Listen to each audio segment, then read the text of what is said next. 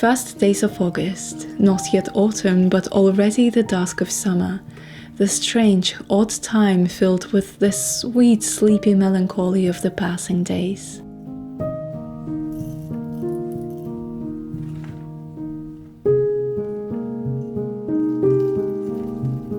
I start my mornings quietly, making a cup of coffee, slowly pouring water over fragrant ground beans, emptying my mind of ever-busy, running thoughts.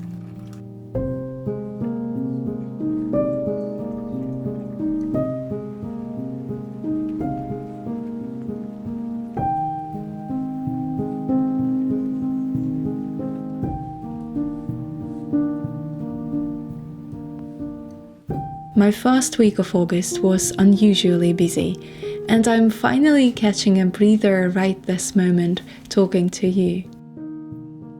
My birthday passed, and I wanted to say thank you for all the sweet messages. They made me realize I am not always alone anymore. It's a wonderful feeling, but also a strange feeling I'm getting used to in this life.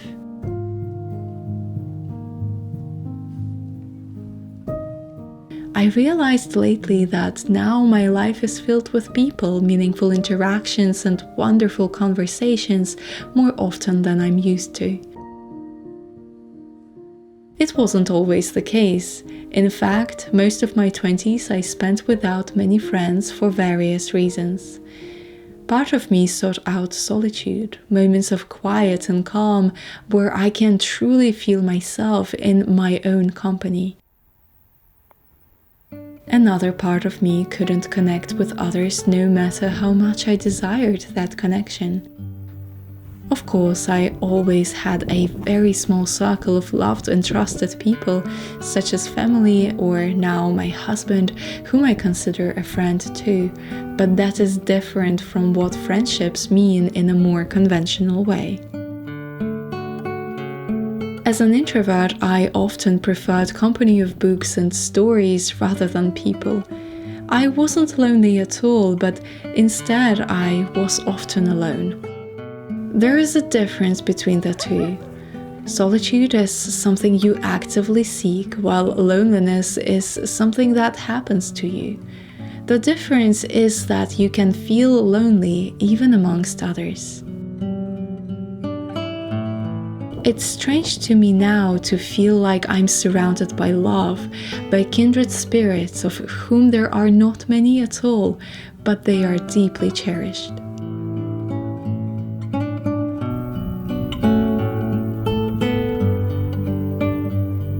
I find it strange how oftentimes having no friends is considered weird, antisocial even.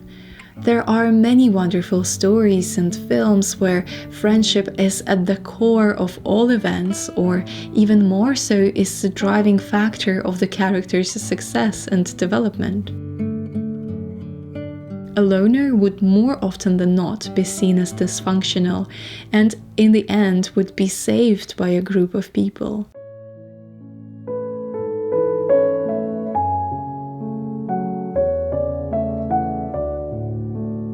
But here's the thing, I never felt comfortable being part of the group, preferring deeper one-on-one conversations in a quiet setting to fun-filled, loud social environment. In truth, I am a bit of people pleaser, and I give away too much of myself when I'm with others, hence I always needed set boundaries and time alone, sometimes many days or weeks spent in solitude to help me recharge and reconnect with myself, to fill up my own vessel and to feel whole again, ready to face the world. It's quite rare to meet people who'd look at this with an open and understanding mind. So perhaps, to an extent, for most of my 20s, I isolated myself on purpose.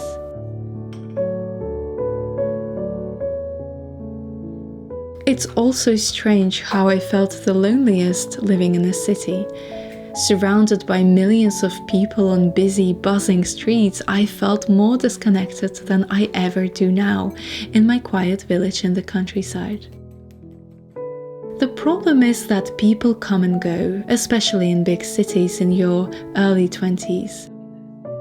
That's the time and place where people are still searching for themselves, where friends become a passing memory, where connections get separated by the winding paths in life that never seem to meet.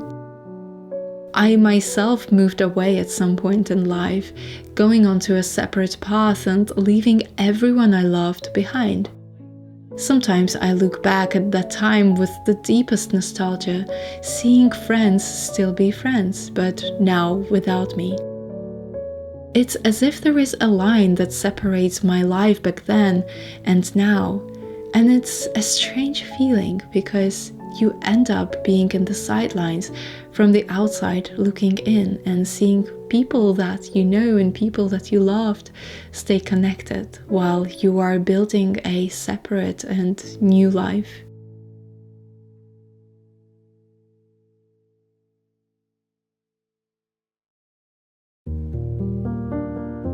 Perhaps before I tried to hold on to people a little too much. You see, while I didn't have many friends, these one or two I had were always most precious ones. I learned to let go, but in order to not feel hurt, I also learned to isolate.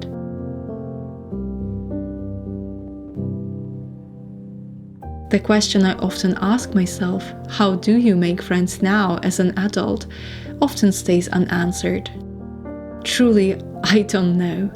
Perhaps part of the answer is that you don't necessarily seek out people, but rather join or build communities. And that's how I found more connections recently than I ever did before. Of course, internet played a big role purely as an easy way to build or expose yourself to a community of like-minded people. Even out of bigger communities, you will more often than not find just a couple of people you would truly connect with.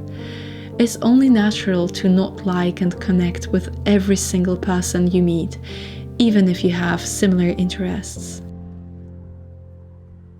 I think nowadays I simply learned to live in the present moment and embrace my quieter, introverted side. I don't pressure myself to find people, and I don't pressure other people to feel the same way about me as I feel about them. I simply cherish the moments I have while they last. I don't know where life will take me tomorrow, which connections I gain and which I lose. I enjoy them while they are here. I know myself better than I ever did, and I give myself the time alone for as long as I need. And somehow, nowadays, after time spent alone, I still find those very few people who meet me at the other end. It's a very new feeling to me, but perhaps you only truly start building new friendships when you truly know and connect to yourself. Thank you for listening to my musings today. I will see you again soon.